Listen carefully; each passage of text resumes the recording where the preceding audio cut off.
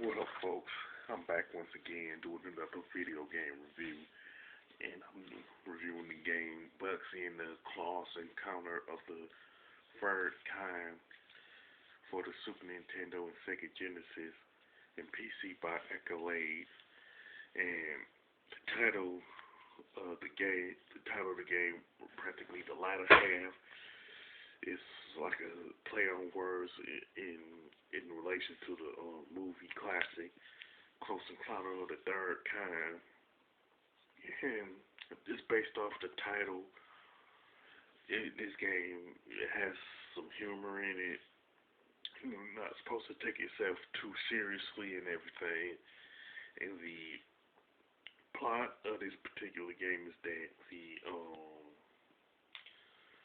some fabric stealing aliens called the Woolies stole the world's yarn supply, and which included Bugsy's.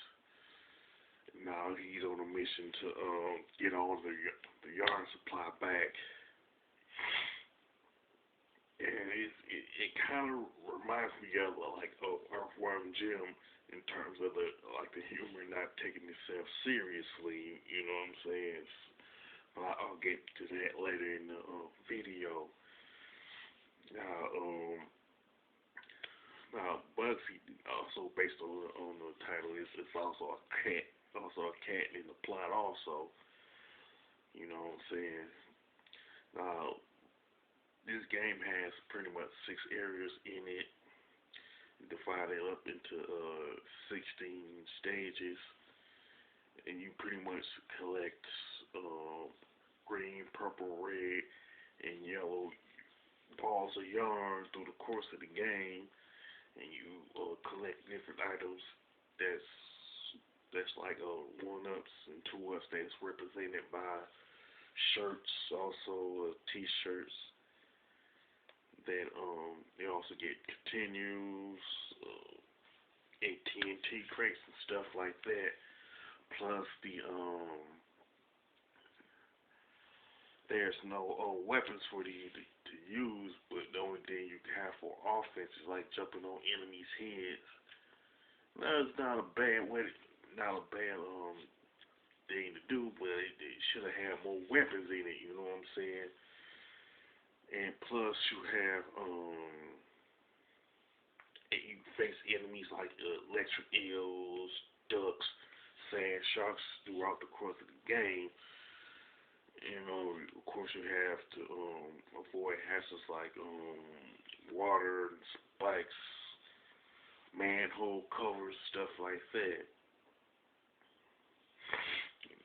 And to be honest, this game should have had some type of weapons besides jumping on enemies' heads.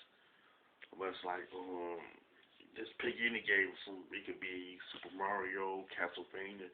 They all have offensive weapons, you know what I'm saying?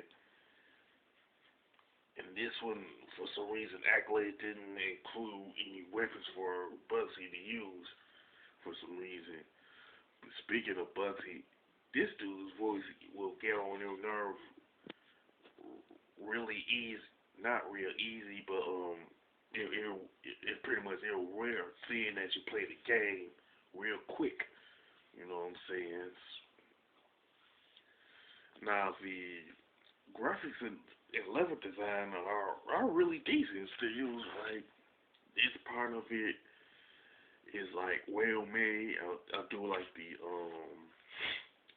color palette in this game, and the level design on that nicely drawn. But at the same time, this is pretty much the best aspect of this particular game. The gameplay is okay, but the problems, like I mentioned before, it just don't you don't have any weapons, and it's kind of weird like that. You know what I'm saying? It's okay, but it didn't. Plus, it didn't set any standards either for platformers. You know what I'm saying? Now the soundtrack, it is okay, but it's just outright weird to listen to. You know what I'm saying? Just it kind of like you could you could have used like the soundtrack from Lester the Unlikely for this game. It still would have sounded weird. They should have had like a totally different soundtrack altogether for this game. And one thing about the humor is that it's like I mentioned, it's very similar to Earthworm Jim, but the problem is that it's not really like executed very well, in my opinion.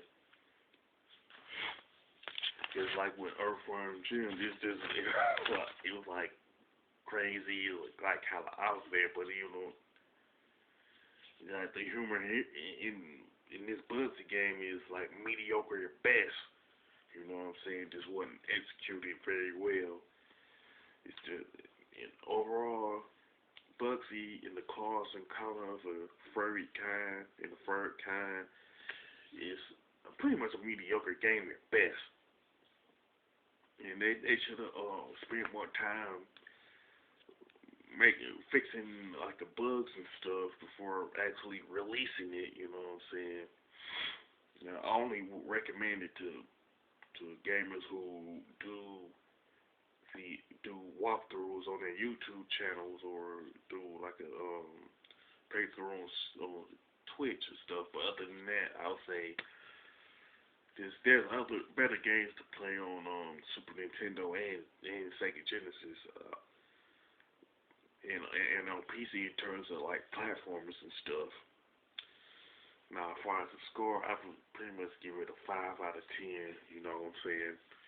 Now, with that being said, if you played if you played this game, you can, and if you feel like the Super Nintendo version or the PC version is the best one out the lot, you can mention that. You could, if you like, if you want to mention the gripes that you have with this particular game, you can mention that also. If you like this review of Bugsy, Claus and Clouder of the Fur Kind, you can like it, share it.